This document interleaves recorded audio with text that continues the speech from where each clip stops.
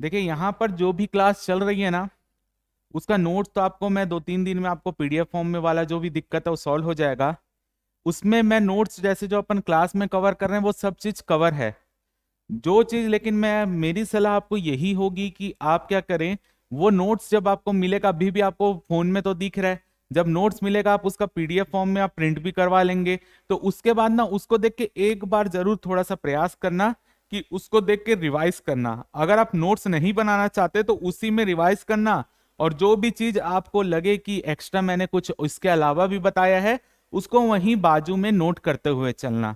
लेकिन रिवाइज करना बहुत जरूरी है। जो हमारा मेन क्या होता है जब कल्चर पार्ट पढ़ते हैं, क्योंकि कल्चर में इतनी सारी चीजें हमको पढ़नी रहती है, या इसके अलावा आप जो भी पार्ट पढ़ रहे हैं तो इतनी सारी चीजें उसमें पढ़नी पड़ती है ना, तो बच्चे लोग से मेन गलती क्या होती है, वो जो पढ़ते जा रहे हैं वो अच्छा होता जाता है, लेकिन जो छूटता है पीछे, जैसे मान लीजिए आज मैं आपको लोक पर्व पढ़ा रहा हूं, कल मैं आपको लोक नृत्य में चले जाऊंगा, तो इससे क्या होगा कि आपका जो लोक पर्व वाला है ना उसका रिवाइज होना बहुत जरूरी है। ऐसा नहीं कि आप लोक पर्व अच्छा किए फिर हाँ भाई हमको समझ आ गया है और उसका रिवाइज नहीं कर रहे हैं और लोक नृत्य पढ़ना चालू कर दिए, फिर लोक नृत्य पढ़े उसके बाद आपका लोकगीत पढ़ने चले गए। भाई आपका रिवाइज होना बहुत जरूरी है। पेपर में एक एक पॉइंट आपसे कुछ भी पूछ सकता है, तो सबसे पहले रिवाइज करें। और दूसरी चीज, सोने में सुहागा आप लोगों के लिए क्या हुआ, 3 महीने का भी आपको वैसे ही टाइम मिल गया है। यानी अब आप ये क्लियर हैं कि 3 महीने आपका कोई एग्जाम अभी वर्तमान में नहीं है। तो आप जो है सिर्फ जो यहाँ पे पढ़ाया जा रहा है उस पर फोकस करें और उसी को ना बार बार रिवाइज करें। और ये मैं गारंटी दे रहा हूं, अगर आप उतने में ही अच्छे से रिवाइज करेंगे ना तो आपका पेपर जो है ना निकलने की पोजीशन में आ जाएगा। लेकिन आप उसमें थोड़ा सा भी कोताही बरतेंगे या उसमें अपने आप को धोखा देने की कोशिश करेंगे तो भाई उसमें फिर मैं कुछ नहीं कर सकता। तो मेरे हैंड से सिर्फ यही है कि आप थोड़ा सा मेहनत करिए। 3 महीने हैं, ये 3 महीने आप मेरे को दें, हमारी टीम को दें और खुद को भी दें। ये 3 महीने जो भी हो जाए भाई, कोई इधर घूमना उमना त्यागें और एकदम बकायदा पढ़ने की तैयारी करें। और जब पढ़ लेंगे ना, जो 3 महीने बाद आपका पेपर जब भी चौथे महीने भी होगा, 3 महीने तक तो लगभग लगभग हमारा सिलेबस कंप्लीट होने आ जाएगा। तब तक आपका ना 90% पोर्शन तैयार होगा। बच्चे लोग की डिमांड थी कि आपका वो पेपर आने वाला है। फिर से बफरिंग प्रॉब्लम आ रहा है। अरे कल तो ठीक हुआ है भाई, फिर से कैसे हो रहा है ये।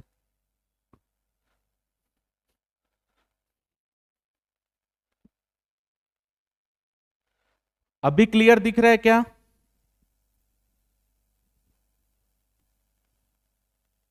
एक बार बता दीजिए क्लियर दिख रहा है कि नहीं दिख रहा है।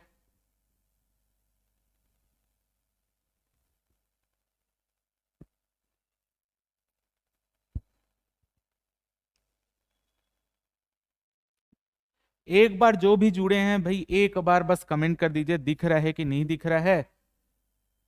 क्योंकि ना अभी क्या है ना, ऐप हमने क्लास प्लस वालों से बनवाया है और क्लास प्लस वालों का ना सर्वर में दिक्कत चल रहा है। तो क्लास प्लस वालों के ना सर्वर में दिक्कत चल रहा है, उनका ही सर्वर ना डाउन हो गया है। हमारी तरफ से एंड में कुछ नहीं है, क्लास प्लस वालों के सर्वर में दिक्कत हो गया है। इसलिए कल की क्लास में भी दिक्कत आई थी। जिन्होंने भी क्लास प्लस से ऐप बनवाया सबके ऐप में यह दिक्कत हुई है अभी। हाँ मैं ये बोल रहा था कि आप लोगों का जो 3 महीने का समय मिला है ना अभी, कि 3 महीने व्यापम और पीएससी में कोई भी एग्जाम नहीं है, तो अगर वो 3 महीने आप डट के तैयारी करें। आप ना बहुत बच्चे क्या होता है ना कि समय देखते हैं कि अभी तो 3 महीने समय है, जब नोटिफिकेशन आएगा तब पढ़ेंगे। नहीं भाई, जब नोटिफिकेशन आएगा ना तब तक के लिए आपके जितने भी पोस्ट है उतने घेरने वाले लोग पहले ही तैयार हो चुके रहेंगे। तो कभी भी ऐसा नहीं करें, पोस्ट का इंतजार मत करें। आप तैयारी करें, एक बार तैयारी करें, जो भी पोस्ट है भाई ये अपने में होना चाहिए कि नहीं भाई अब ये पोस्ट आया तो ये मेरा ही पोस्ट है। कई बच्चे लोग ये डरते हैं कि एक पोस्ट आया तो क्या होगा। अरे भाई एक पोस्ट आए, आप यही मानकर चले कि वो पोस्ट आप ही के लिए बना है। अगर वो पोस्ट आपके लिए बना है तो एक पोस्ट, मेरे पास कई ऐसे मेरे फ्रेंड में है, कई ऐसे स्टूडेंट हैं जो केवल एक पोस्ट आया था ना उसी में उन्होंने क्लियर किया है, और एक ही पोस्ट में उन्होंने अपनी जो परफॉर्मेंस दिखाई और सिलेक्टेड हुए, और वो भी पेपर लगभग 20-30 हजार लोग दिए थे। तो कभी भी अपने आप को कमजोर नहीं समझना है।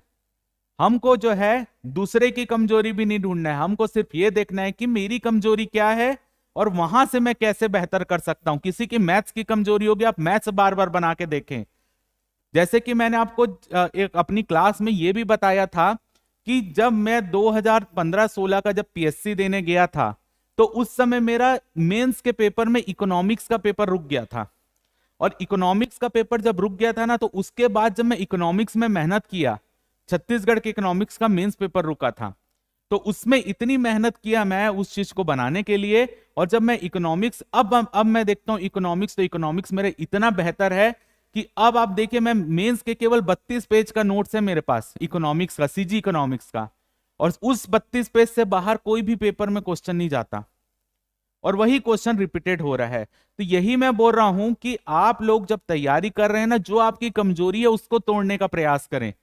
अगर अपना आपका एक सेफ जोन होता है कि मैं इससे बाहर जो है ना नहीं पढ़ूंगा, डरते हैं कई लोग, मैथ्स बनाने जाते हैं ना डरते हैं, कई लोग कला पढ़ने जाते हैं ना डरते हैं। भाई डरोगे ना तो पेपर आपको और डराएगा, वो सब्जेक्ट आपको और डराएगा। एक बार तो उसको तोड़ने का प्रयास करो, और जैसे टूटेगा ना वो आपका भ्रम और आपका डर, तो आप देखिए वो सब्जेक्ट आपकी मुट्ठी में आ जाएगा। तो यही है मेरा प्रयास कि आप लोगों को जो डर रहता है कल्चर का, वो सब चीज दूर करें। तो आप लोग रेडी हैं आज पढ़ने के लिए? तो फिर हम चालू करते हैं कल से, जहां से हमने गोंचा पर्व में आप लोगों को दिक्कत आना चालू हुआ था, वहां से आज हम आगे बढ़ते हैं। आवाज क्लियर है तो हम गोंचा पर्व स्टार्ट करें? वीडियो क्लियर है तो एक बार बस कमेंट कर दीजिए, ताकि मेरे को ये ना लगे फिर मैं पढ़ा दूं फिर पता चलता है बफरिंग हो रहा है। एक बार बस बता दीजिए मेरे को, फिर मैं गोंचा पर्व को स्टार्ट करता हूं।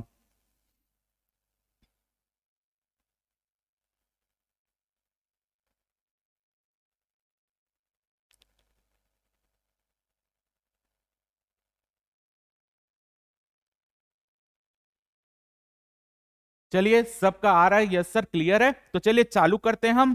जहां से हमारा कल का पार्ट छूटा था, वहीं से हम आज के पार्ट को स्टार्ट करते हैं। तो वो है हमारा गोंचा पर्व। और गोंचा पर्व का महीना कौन सा है? आषाढ़ महीना, ये याद रखना है।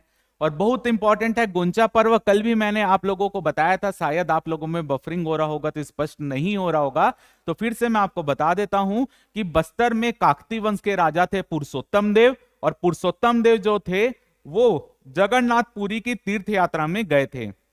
और जब वो जगन्नाथपुरी की तीर्थ यात्रा में गए थे, तो वहां के जो राजा थे उन्होंने उनको रथपति की उपाधि देकर सम्मानित किया था, और एक रथ दिया था, जिस रथ को लेकर पुरुषोत्तम देव वापस बस्तर आए थे। और बस्तर में आने के बाद उनके स्वागत में, जिस रथ में वो आए थे, उन्हीं के स्वागत में एक रथ यात्रा निकाली गई उसी रथ की, और वही एक परंपरा बन गई, और उसी को आज भी बनाया निभाया जा रहा है, जिसे हम गोंचा पर्व के नाम से जानते हैं।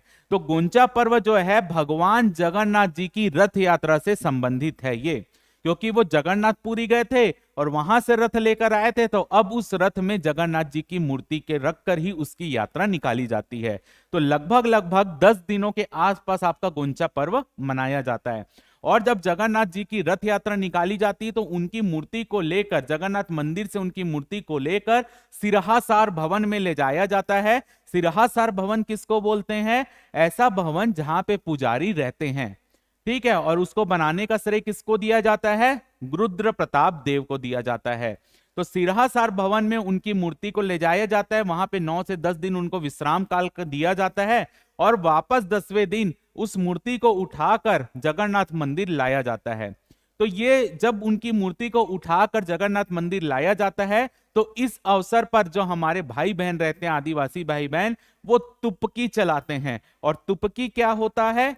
एक प्रकार का आपका यंत्र होता है, जिस जैसे बंदूक होती है, तुपकी से भी उस गोली को, माल कांगनी की गोली रहती है, उसको रख के, जिसे पेंग कहते हैं, उससे जो है ये तुपकी चलाई जाती है। क्लियर है? तो यहां पर जो है एक पॉइंट अपन यहां पे देख लेते हैं। जो चीज मैंने बताई वो चीज आपको यहां पर मेंशन है। भगवान जगन्नाथ जी की रथ यात्रा से संबंधित है हमारा गुंचा पर्व। आषाढ़ शुक्ल द्वितीय से आषाढ़ शुक्ल एकादशी तक इसका आयोजन किया जाता है। आषाढ़ शुक्ल द्वितीय से आषाढ़ शुक्ल एकादशी तक इसका आयोजन होता है, यानी शुक्ल पक्ष के द्वितीय से लेकर शुक्ल पक्ष की एकादशी तक। इस पर्व के अवसर पर भगवान जगन्नाथ जी की मूर्तियां रथ में लाई जाती हैं। यह रथ फूल रथ होता है। जैसे कि मैंने आपको बस्तर दशहरे के समय बताया था, दो तरीके के रथ होते हैं, एक होता है 4 पहिए वाला और एक होता है 8 पहिए वाला। और 4 पहिए वाले रथ को फूल रथ कहते हैं, जबकि 8 पहिए वाले रथ को विजय रथ कहते हैं। तो ये आपका कहां पर होता है, ये फूल रथ में होता है। अगला पॉइंट, रथ यात्रा करके भगवान जगन्नाथ जी की मूर्ति को सिरहासार भवन में 9 दिनों के लिए विश्रामित कराई जाती है। यानी उनके मंदिर से, भगवान जगन्नाथ जी के मंदिर से वो मूर्ति निकाली जाती है और सिरहासार भवन ले जाई जाती है, और सिरहासार भवन में उस मूर्ति को 9 दिनों तक विश्राम दिया जाता है, विश्रामित किया जाता है। 10वें दिन वापस रथ में जगन्नाथ जी को अपने मंदिर लाया जाता है। पर्व के प्रथम चरण को सीरी गोंचा कहते हैं। सीरी गोंचा कहने का मतलब, जब भगवान जगन्नाथ जी की मूर्ति को रथ में रखकर सिरासार भवन लेकर जाते हैं, तो ये गोंचा पर्व का पहला चरण होता है, जिसे हम सीरी गोंचा के नाम से जानते हैं। अगला, अंतिम चरण को बाहुड़ा गोंचा कहते हैं। बाहुड़ा गोंचा का मतलब यह है कि भगवान जगन्नाथ जी की मूर्ति को सिरहासार भवन से लेकर वापस जगन्नाथ जी के मंदिर में लाना, इस चरण का नाम है बाहुड़ा गोंचा। अगला, इस अवसर पर प्रसन्नता व्यक्त करते भगवान को सलामी देने हेतु तुपकी चलाई जाती है। तुपकी का क्वेश्चन आपके सीएमओ पीएससी में पूछा गया था, पीएससी के सीएमओ पेपर में, कि तुपकी कब चलाई जाती है, तो गोंचा पर्व के अवसर पर चलाई जाती है। तुपकी चलाने के लिए जिन गोलियों का प्रयोग किया जाता है उसे पेंग कहते हैं। तुपकी चलाने के लिए जिन गोलियों का प्रयोग किया जाता है उसे पेंग कहते हैं। यह माल कांगनी की होती है। माल कांगनी एक औषधि पौधा है, उसकी ये गोलियां बनी होती हैं। गोंचा तिहार में भगवान जगन्नाथ की पूजा के उपरांत एक प्रसाद बांटा जाता है, जिसे गजा मूंग कहते हैं। इंपॉर्टेंट है, जो मूंग का दाल रहता है, मूंग के दाने रहते हैं, वही अंकुरित मूंग, उसी को गजा मूंग कहते हैं। तो आपसे पेपर में पूछा जा सकता है कि गोंचा पर्व के अवसर पर क्या प्रसाद के रूप में दिया जाता है, तो गजा मूंग दिया जाता है। एक बार अब मैं आपको तुपकी दिखा दे रहा हूं, ताकि आपको तुपकी के बारे में कोई भी डाउट ना हो। तो ये है भाई तुपकी, देखिए ये है आपका तुपकी, ये है आपका जो कि पेंग, जो गोली माल कांगनी का जो पेंग है वो ये है आपका तुपकी। देखिए एक प्रकार का बंदूक टाइप का है, या बोल लीजिए पिचकारी में जैसे यहां से क्या करते हैं, गोली डालते हैं और ये यहां से इसको पुश करते हैं तो गोली ऊपर उड़ के जाती है। ये ही माल कांगनी की गोली है और इसी को तुपकी कहा जाता है। तो यही है आपका गोंचा पर्व में यूज होने वाली तुपकी, और आपका मेन रूप से माल कांगनी का जो आपका दाना या गोली। क्लियर है यहां पे गोंचा पर्व? क्लियर है, तो आगे बढ़े। समझ आ गया आपको गोंचा पर्व? तो आगे हम 2 त्योहार और हैं, उसको देख लेते हैं। क्लियर है, तो एक बार बता दीजिए कि आप लोग को समझ आ गया है गोंचा पर्व के बारे में सब चीजें।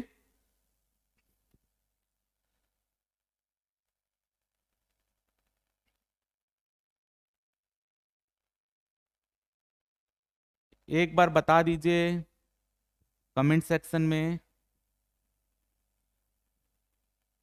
प्रज्ञा जी का मैसेज आ गया है, ख्याति जी का भी आ गया, ठीक है, चलिए बढ़िया। एक चीज यहां पर मैं आपको एक एक्स्ट्रा चीज बता रहा हूं गोंचा पर्व के बारे में, ये यहां पर नोट्स में लिखा नहीं है, लेकिन आप चीज को मैं आप लोगों को एक चीज शेयर कर देता हूं ताकि आप लोग थोड़ा सा समझ पाए।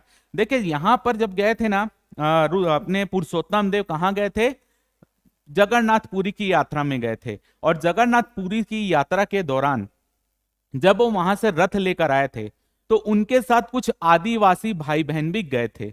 जब जगन्नाथपुरी पुरुषोत्तम देव गए थे तो उनके साथ हमारे कुछ आदिवासी भाई बहन भी गए थे।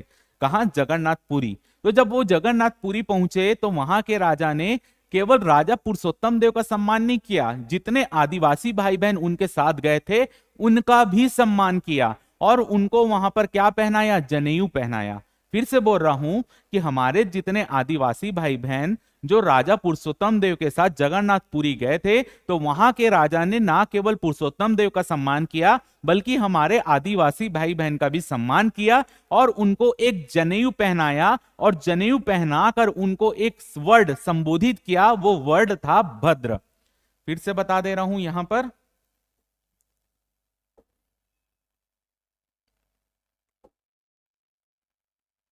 क्या वर्ड से संबोधित किया? भद्र वर्ड से। ठीक है। जो हमारे आदिवासी भाई बहन वहां गए थे उनको जनेऊ पहनाकर भद्र शब्द से संबोधित किया, और यही भद्र आगे चलकर अब भ्रंश बनकर क्या बन गया, भतरा बन गया। ठीक है, और यही भद्र आगे चलकर क्या बना, भतरा बना। और यही आपका जितने आदिवासी भाई बहन गए थे उनको भतरा कहा जाने लगा। अब उनके जितनी भी पीढ़ियां चलती आई उसको भी भतरा कहा जाने लगा। तो वहीं से आपका उद्गम होता है भतरा जनजाति का। क्लियर है, ऐसा माना जाता है। क्लियर, इसके विषय में और थ्योरी हो सकती है, लेकिन मैंने आपको यहां पर जो बेसिक थ्योरी है उसके बारे में आपको समझा दिया कि जो भद्र वर्ड था वहीं से भतरा वर्ड बना, और जो भतरा जनजाति का ओरिजिन है, उद्गम है, वो यहीं से माना जाता है। अब इनके जितनी भी पीढ़ियां आई वो भतरा कहलाने लगी। क्लियर है यहां तक? तो चलिए